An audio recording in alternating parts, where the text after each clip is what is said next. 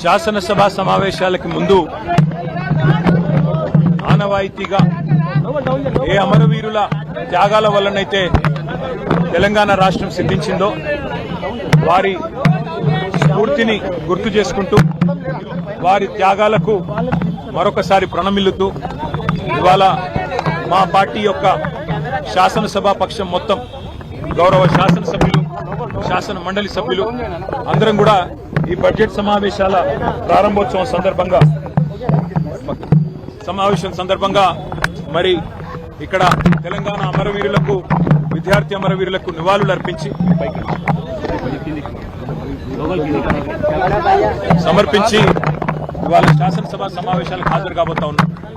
వాస్తవం ఏంటి అంటే ఈరోజు ఈ రాష్ట్రంలో పరిస్థితి 100 రోజుల్లో 6 గ్యారంటీలు అమలు చేస్తామని, అందులో ముఖ్యంగా రాహుల్ గాంధీ గారు మేము రాష్ట్ర ప్రభుత్వంలోకి వచ్చిన మరుక్షణమే మొదటి కేబినెట్ లోనే మరి 6 గ్యారంటీలకు చట్టబద్దత కల్పిస్తామని చెప్పి ఇప్పటికీ 2.5 సంవత్సరాలు గడిచినా ఇంతవరకు చట్టబద్దత కల్పించలేని మాట వాస్తవం.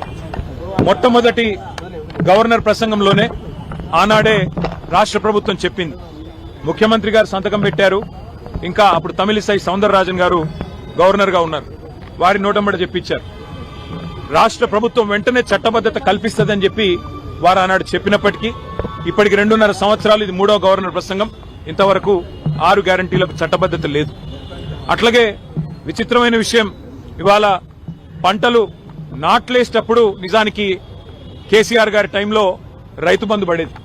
కానీ వాళ్ళ పంటలు కోతలకు వచ్చినా రైతు బంధు దిక్కులేదు.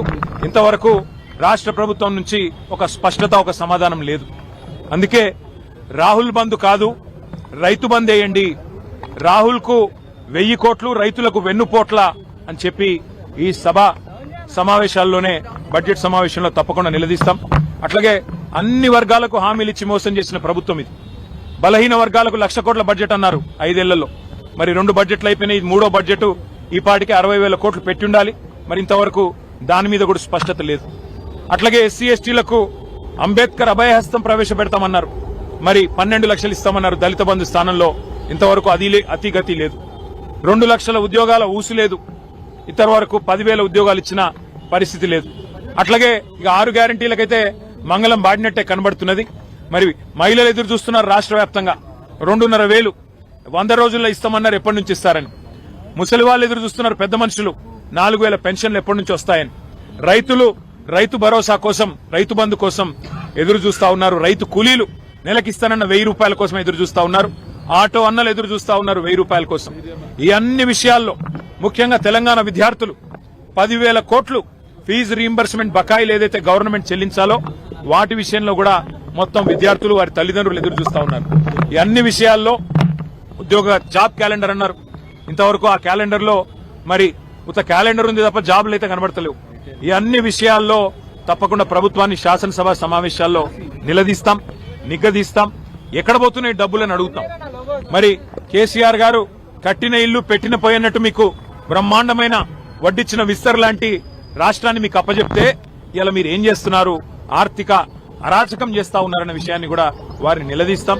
రిటైర్డ్ ఎంప్లాయీస్ కనీసం బెనిఫిట్స్ ఇవ్వలేని దుస్థితిలో ఈ రాష్ట్ర ప్రభుత్వం ఇవాళ రాష్ట్రం ఉన్నది అంటే దానికి కారణం ఖచ్చితంగా ఫైనాన్షియల్ మిస్మేనేజ్మెంట్. తెలంగాణను ఒక ఏటీఎం గా మార్చి ఏఐసీసీకి సమర్పించుకునే దాని మీద ఉన్న శ్రద్ధ ఈ రాష్ట్రంలోని పేదల మీద లేదు అనేది తప్పకుండా రాష్ట్రంలోని ప్రతి పేదవాడి తరపున ఈ ప్రభుత్వాన్ని నిగ్గదీస్తాం, నిలదీస్తాం. మరి ఈ శాసనసభలో, శాసన మండలిలో తప్పకుండా ప్రజల తరపున పోరాడతామని తెలియజేస్తూ థ్యాంక్ యూ.